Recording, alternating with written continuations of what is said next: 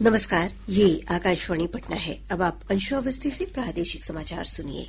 पहले मुख्य समाचार।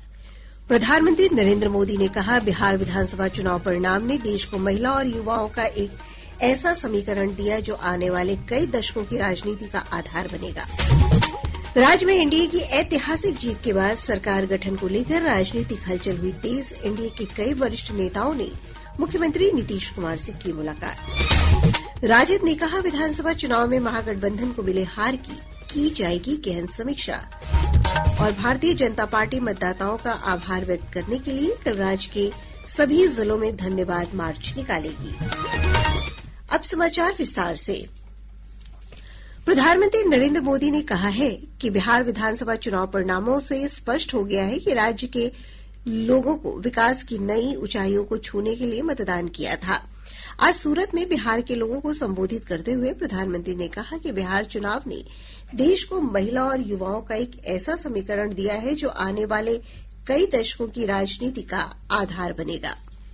बिहार अब विकास में नई ऊंचाई को प्राप्त करने का मिजाज दिखा रहा है। इस चुनाव में उस मिजाज के दर्शन हुए। बिहार की माताएं बहनें और बिहार के नौजवान, महिला, युवा, ये एक ऐसा माइक कॉम्बिनेशन बना है जिसने आने वाले अनेक दशकों की राजनीति का नींव मजबूत कर दी है। दोस्तों, प्रधानमंत्री ने कहा कि चुनाव परिणाम उन लोगों के लिए एक सबक है जो जातिवाद के नाम पर अपनी राजनीति चमकाना चाहते थे।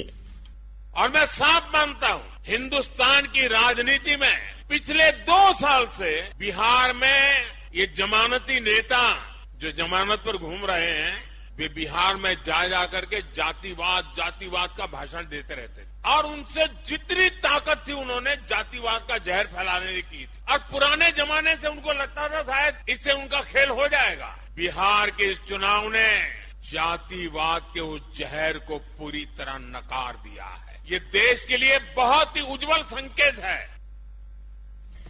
श्री मोदी ने कहा कि मुख्यमंत्री नीतीश कुमार को लगातार अपमानित कर रहे लोगों के लिए भी ये चुनाव परिणाम मुंहतोड़ जवाब है।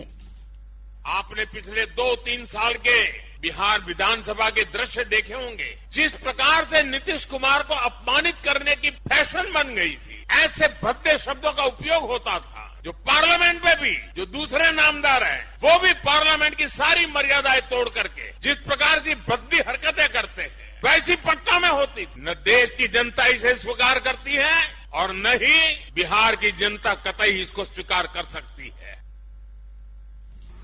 बिहार विधानसभा चुनाव में एनडीए की ऐतिहासिक जीत के बाद सरकार गठन को लेकर राजनीतिक हलचल तेज हो गई है। आज उप मुख्यमंत्री सम्राट चौधरी समेत एनडीए के घटक दलों के कई नेताओं ने जदयू अध्यक्ष और मुख्यमंत्री नीतीश कुमार से उनके आवास पर जाकर मुलाकात की। एक रिपोर्ट।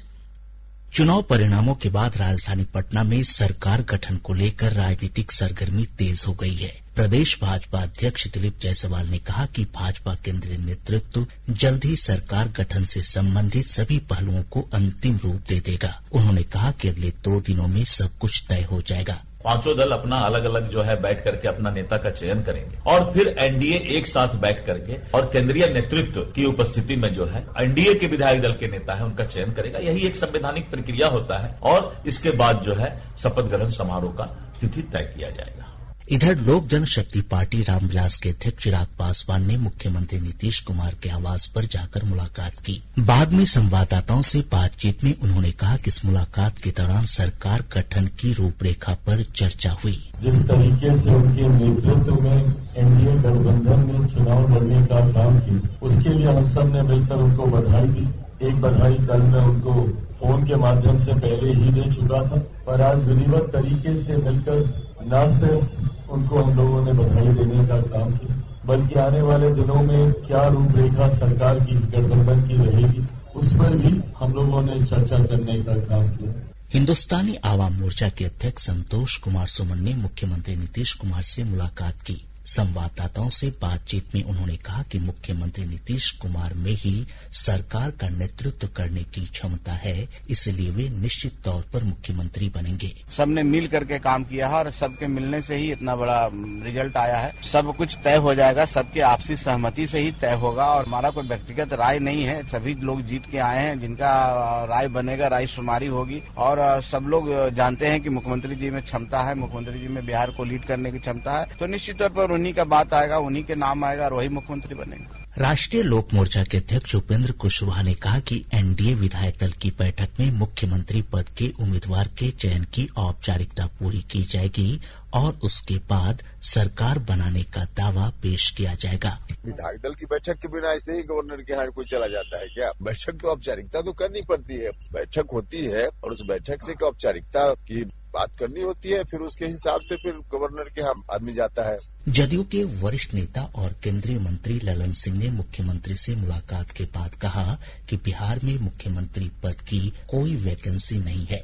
पार्टी के वरिष्ठ नेता श्रवण कुमार ने कहा कि नीतीश कुमार ही मुख्यमंत्री थे, हैं और रहेंगे। विधायक दल का नेता की कोई वैकेंसी ही नहीं है बिहार में। विधायक दल के नेता तो नीतीश कुमार जी हैं, पहले भी थे और आगे भी रहेंगे और बिहार के मुख्यमंत्री भी पहले भी थे, आज भी हैं और आगे भी रहेंगे। ये तो फिक्स है, यहाँ तो कोई वैकेंसी ही नहीं है। इधर जदयू के कार्यकारी अध्यक्ष संजय झा ने आज मुख्यमंत्री नीतीश कुमार से मुलाकात की और उन्हें जीते हुए प्रत्याशियों की सूची सौंपी। आकाशवाणी समाचार के लिए पटना से अभिषेक दास। राजद ने कहा है कि हार के कारणों की समीक्षा की जाएगी। पार्टी प्रवक्ता मृत्युंजय तिवारी ने कहा कि जो परिणाम आया है वो पूरी तरह अप्रत्याशित है। अभी हम जनता के बीच में जाएंगे, जनता ने जो वोट दिए थे आखिर वो वोट कहाँ गए, ये सारे चीजों पर तो समीक्षा के बाद ही, मंथन के बाद ही कोई निष्कर्ष निकलेगा। इस पर प्रतिक्रिया दी जाएगी, हमारे नेता देंगे। लेकिन एक बात स्पष्ट है कि जनता का जो मूड और मिजाज था, या तो उसे नहीं समझ पाए या अंडर करंट था, क्या था, क्यों इस तरह के परिणाम आए, इससे सब लोग अचंभित हैं। बड़े बड़े पॉलिटिकल पंडित भी अचंभित हैं, किसी ने ये कल्पना नहीं की थी। जन स्वराज के राष्ट्रीय अध्यक्ष उदय सिंह ने कहा कि उनकी पार्टी लोगों का विश्वास हासिल करने में सफल नहीं हो सकी। चुनाव परिणाम को हम देख रहे हैं कि हम लोगों के लिए सीख है कि हम लोगों ने अपने मतदाताओं को उतना भरोसा नहीं दिला पाए कि वो हमको विकल्प के रूप में देखे, और जब अंत में वो डर गया कि आरजेडी की व्यवस्था न बन जाए तो वो एनडीए की तरफ शिफ्ट हो गया। लेकिन हम कहीं से भी हताश नहीं हुए हैं, हमें मालूम है क्या करना है और उसी मुस्तैदी के साथ, उसी संकल्प के साथ हम लोग अपने काम में लगे रहेंगे और आने वाले दिन में जो बिहार बदलाव की बात हमने की है उसको पूरा करेंगे। भारतीय जनता पार्टी मतदाताओं का आभार व्यक्त करने के लिए राज्य के सभी जिलों में कल धन्यवाद मार्च निकालेगी। पार्टी के प्रदेश अध्यक्ष दिलीप जायसवाल ने आज पटना में संवाददाताओं से बातचीत में ये जानकारी दी। शेष समाचार एक अंतराल के बाद। प्रादेशिक समाचार आप आकाशवाणी पटना से सुन रहे हैं। ताजा समाचारों के लिए आप हमारे एक्स हैंडल AIR_News_ पटना पर जा सकते हैं। विधानसभा चुनाव में राष्ट्रीय जनतांत्रिक गठबंधन एनडीए ने 202 सीट जीतकर भारी बहुमत हासिल कर लिया है। भारतीय जनता पार्टी 89 सीटें जीतकर सबसे बड़ी पार्टी बनकर उभरी है। मुख्यमंत्री नीतीश कुमार के नेतृत्व वाले जनता दल यूनाइटेड जदयू ने 85 सीट जीती है। केंद्रीय मंत्री चिराग पासवान के नेतृत्व वाली लोक जनशक्ति पार्टी रामविलास को 19 सीट मिली है। पूर्व मुख्यमंत्री जीतन राम मांझी के नेतृत्व वाले हिन्दुस्तानी आवाम मोर्चा सेक्यूलर ने 5 सीट, जबकि उपेंद्र कुशवाहा के नेतृत्व वाले राष्ट्रीय लोक मोर्चा ने 4 सीटें हासिल की है। इधर राष्ट्रीय जनता दल के नेतृत्व वाला महागठबंधन 35 सीटों पर ही सिमट गया। इनमें राजद को 25 जबकि कांग्रेस को 6 सीट मिली है। वहीं भाकपा माले को 2 सीट और माकपा तथा इंडियन इंक्लूसिव पार्टी को 1-1 सीट मिली है। इसके अलावा AIMIM ने 5 सीट और बहुजन समाज पार्टी ने 1 सीट जीती है। प्रशांत किशोर की जनसुराज पार्टी का चुनाव में खाता भी नहीं खुल सका। पार्टी के अधिकतर उम्मीदवारों की जमानत जब्त हो गई है। विधानसभा चुनाव में महागठबंधन का 15 जिलों में खाता भी नहीं खुल सका। ये जिले हैं शिवहर, सीतामढ़ी, सुपौल, पूर्णिया, दरभंगा, गोपालगंज, खगड़िया, भागलपुर, बांका, मुंगेर, लखीसराय, शेखपुरा, नालंदा, भोजपुर और अरवल।